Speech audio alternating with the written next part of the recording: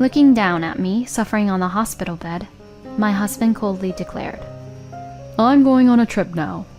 "Huh?" "You're 9 weeks pregnant, right? Well, morning sickness is something you can handle on your own. I don't want to be tied down during that time. I just had a place I wanted to go. Well then, take care." My husband left the room in a brisk manner, leaving me behind. Wait! Tears welled up involuntarily, and I endured the suffering all by myself. After that, with no contact from my husband whatsoever, I spent 3 anxious days. Then my mother-in-law rushed into the hospital room and yelled, My son! My son! He was rushed to the emergency room and is unconscious!" What? What does that mean? Carrying my big belly, I headed to the hospital where my husband was taken, and there, an unimaginable scene unfolded before me.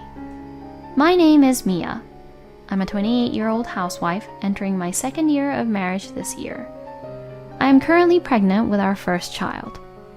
I met my husband Matteo through a mutual friend, and I was drawn to his easygoing personality, so I asked him out. Matteo is a diligent employee at a regular company, and he takes good care of me. When we found out about the pregnancy, he was overjoyed and ecstatic. "Congratulations! I'll take a day off work tomorrow. Let's celebrate." That's too much. We need to be responsible since we'll have expenses from now on, so please, focus on your work. Although I replied like that, I honestly felt happy to see him so excited. In the end, he treated me to a homemade meal over the weekend that was too much to finish. And so my pregnancy journey began. Since then, Matteo would buy multiple amulets for a safe delivery. And even before my belly grew big, he would place his hand on it every morning. "May you be born healthy," he would pray.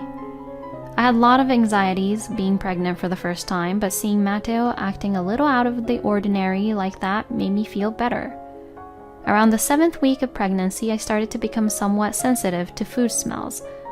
One day, despite having no appetite, I thought I should eat for nutrition, but when I forced myself to eat, my stomach felt extremely nauseous, and I rushed to the bathroom.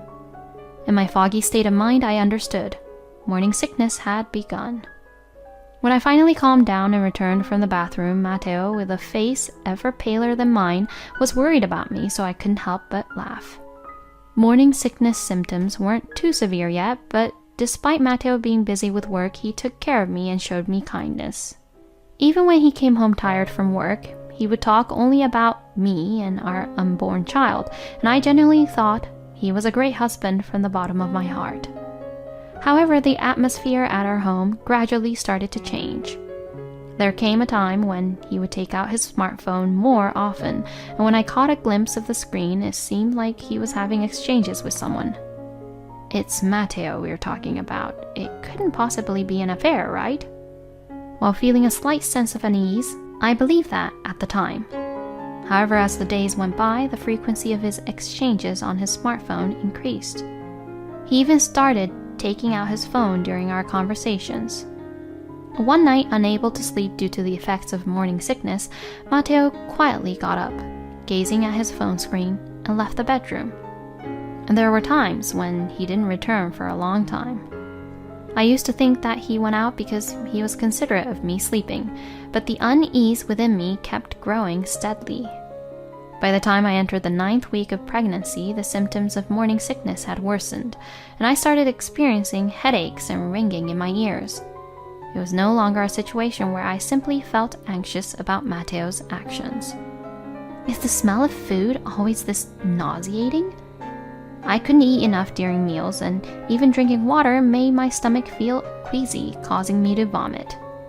With days like that continuing, my body gradually became unable to function properly, so Matteo drove me to the hospital, and I was immediately put on an IV drip.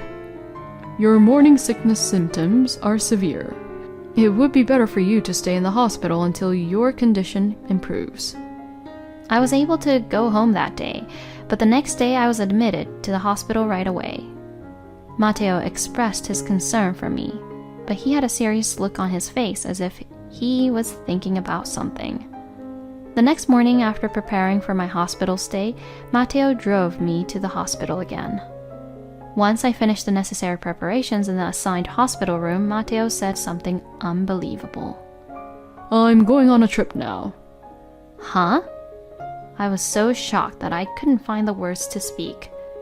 Before I had time to ask him where he was going or what he wanted, Matteo briskly left the hospital room. Leaving me behind for a trip? Is this some kind of joke? That's what I thought, and once I calmed down, I tried calling him, but there was no answer. As I became deeply troubled, the symptoms of morning sickness worsened. I could hardly eat any meals, and the headaches were so severe that I even thought I might die. I tried calling him multiple times, wishing that Matteo would at least be there, but for the next 3 days I couldn't reach him at all, and I was overcome with immense anxiety. My parents lived quite far away, so they couldn't come to visit me easily, and I was left to struggle with pain and uncertainty all by myself. In the midst of that, my mother-in-law came to visit me. Long time no see, Mia. I heard you've been going through a tough time. Are you okay? I'm managing somehow. Thank you for coming all this way. Although I replied like that, I couldn't hide the worry in my expression. You look a bit pale. Is something bothering you? Actually, Matteo went on a trip. It's been 3 days and I haven't been able to contact him. Well, what on earth? That child? My mother-in-law widened her eyes in surprise and immediately made a call to Matteo together as we went to the conversation room. I had thought it would be useless because he hadn't answered the phone this morning, but it seemed Matteo responded right away. Matteo, where are you right now? Mia is extremely worried, you know. What are you thinking? She's speaking quietly in the hospital, but I can tell that Priscilla is sternly reprimanding him. Now it seems Matteo has started talking, but I can't hear his voice from where I am. Matteo seems to be explaining at length, and my mother-in-law is listening attentively, nodding along. After a while, my mother-in-law, Understood. I will talk to her. With just that response, she hung up the phone and turned to me. What did he say? Well, there are some circumstances right now that I can't discuss, but when Matteo comes back, he will explain it himself. So for now, focus on resting and taking care of your health. My mother-in-law said that while avoiding eye contact, looking awkward. What do you mean? Was it a trip? I asked various questions, but I was only given vague answers, and I couldn't get a clear response. Afterward, my mother-in-law took care of my surroundings and left the hospital room, showing me kindness. Feeling even more anxious with the unsatisfactory answers, I couldn't sleep and spent my time on the bed, lost in thought. Then, after about 3 hours, the screen of my phone in silent mode lit up. Matteo? For a moment, I had hope, but it was my mother-in-law's name that appeared on my screen. Mother-in-law, about earlier. Before I could finish my greeting, my mother-in-law shouted in a panicked voice. Matteo! He was transported to the hospital and is unconscious. Transported? Anyway, I'll come back immediately. As the call ended, I was overwhelmed and approached a nurse who was nearby. My husband is in critical condition. I need to be discharged right away. The nurse was surprised by my urgency, but when she looked at the IV tube still attached to my arm, "Well, not right away," she stammered in her response. While we were calling for a doctor and explaining the situation, my mother-in-law arrived shortly after. In the end, we were able to obtain permission to leave on the condition that my mother-in-law would accompany me, and the two of us rushed out of the hospital. It seemed that Matteo had been transported to a hospital quite far away, but my mother-in-law provided a car and drove at high speed on the highway. During that time, there was no conversation between the two of us, and I could only pray. What on earth is happening, Matteo? God, please help him. We drove for hours with hardly any breaks, and finally we arrived at the hospital. We quickly exited the car, inquired about the room with the guidance, and hurriedly made our way there. As I practically jumped into the room and opened the door, there before me on the bed was Matteo sleeping, and a young woman clinging to him and crying. Seeing that woman, my mind went blank. My mother-in-law was frozen by my side, just as shocked. Who is she? Finally managing to force out my voice, I received a shocking answer. I'm Karen, Matteo's girlfriend. Girlfriend? How? The woman, while crying, still sent me provocative glances. She must know that Matteo is married and that I am his wife, but now was not the time to focus on that. I rushed to the bed. What happened to Matteo? Actually, Matteo and I were on a trip, but he got into an accident along the way. Upon hearing those words, I became convinced. Matteo was indeed having an affair, and the person he was exchanging messages with on his phone was her. I turned my gaze to my mother-in-law standing beside me, who wore an equally surprised expression but didn't say anything. Just then the doctor arrived, said that there were no serious injuries to his body, but that he had hit his head hard, and that there was a 50-50 chance that he would regain consciousness. Knowing that there was a possibility Matteo might not wake up, my consciousness drifted even further away. Despite feeling disappointed in his act of infidelity, I still loved my husband deeply. Holding his hand, I prayed from the bottom of my heart for him to regain consciousness. And then, to my astonishment, Matteo's hand moved slightly and he returned the grip. Acting on instinct, I tapped his shoulder and called his name repeatedly, and Matteo slowly opened his eyelids. It was a miraculous moment as he regained consciousness. Ah, thank you, God. When my mother-in-law went to call the doctor and have Matteo's condition checked, it seemed there were no particular issues, so she was allowed to stay with him. As my mother-in-law and I sat on the chairs next to Matteo, the woman who was his affair partner awkwardly moved her chair away and retreated to the corner of the room. I'm glad you're okay. I was so worried. Oh, I'm sorry. But why did you leave me behind? He hesitated for a moment, but then resignedly began explaining what happened over the past 3 days. Your morning sickness was getting really severe, right? So I went to a spiritual hotspot to pray for your recovery. Prayer? I was taken aback by his unexpected words, but he didn't seem like he was lying. I heard there's a powerful spiritual hotspot deep in the mountains that is believed to be effective for wishing for loved ones. But the road leading there is not well maintained, and it's like a hidden place, so it takes time to reach. That's why I had to leave the hospital quickly after you were admitted. What? If that's the case, then why didn't you tell me? There are rules, you see. To make a wish at that power spot, I must not contact the person I'm wishing for. At that moment, I glanced at my mother-in-law. I'm sorry. I heard it from Matteo over the phone, but he strongly warned me not to say anything either. So that's how it was. I appreciate that he went with good intentions, but there's something I can't forgive. But even so, you didn't have to go with your affair partner. Affair? He responded with a clueless tone, as if he didn't understand what I was talking about. Thinking he was pretending, I turned my gaze to that young woman sitting in the corner of the room, and Matteo too followed my gaze and looked at her. Huh? Why are you... He said with a bewildered expression on his face. Huh? Both I and my mother-in-law exclaimed in surprise and widened our eyes. The woman looked embarrassed and shrunk back slightly. Who is she? She's a member of the same project team at work, right, Karen? Upon being called Karen, she gathered her resolve and walked up to us. I'm Karen. I'm sorry.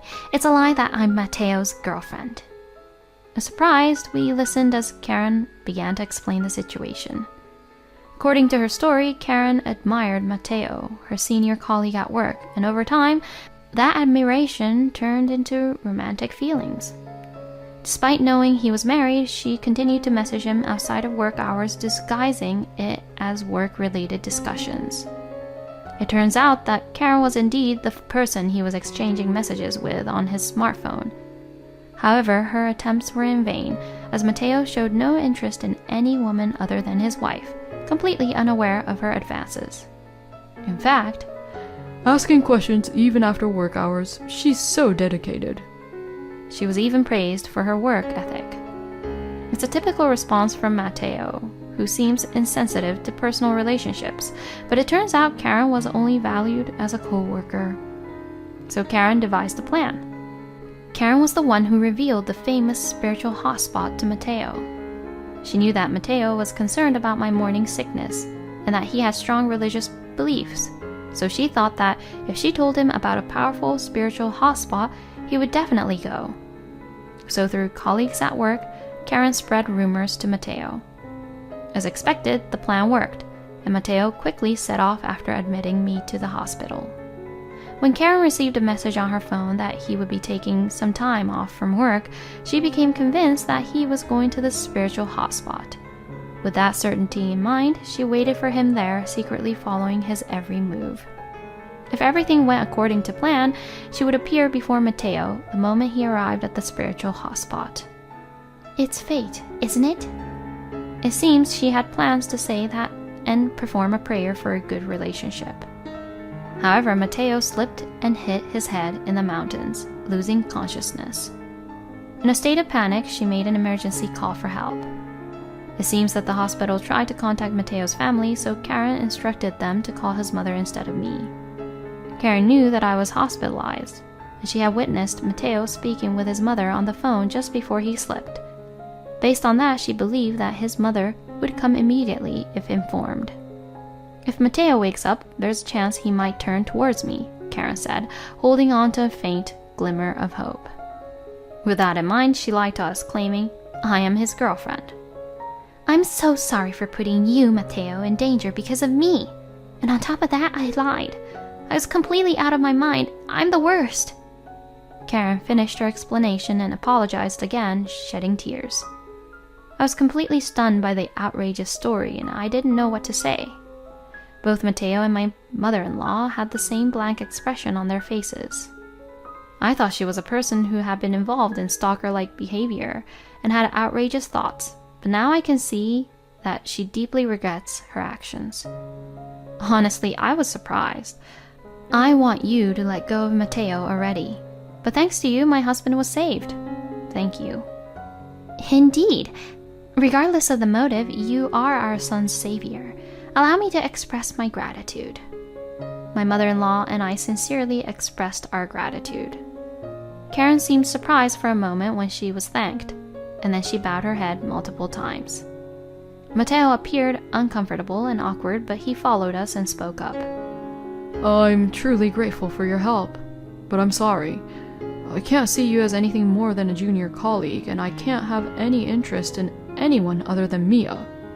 He said it decisively. No, I don't deserve to be thanked. I'm sorry for being selfish, but I'm really glad. Karen continued to apologize, shedding more tears, and she also apologized to Mateo for lying.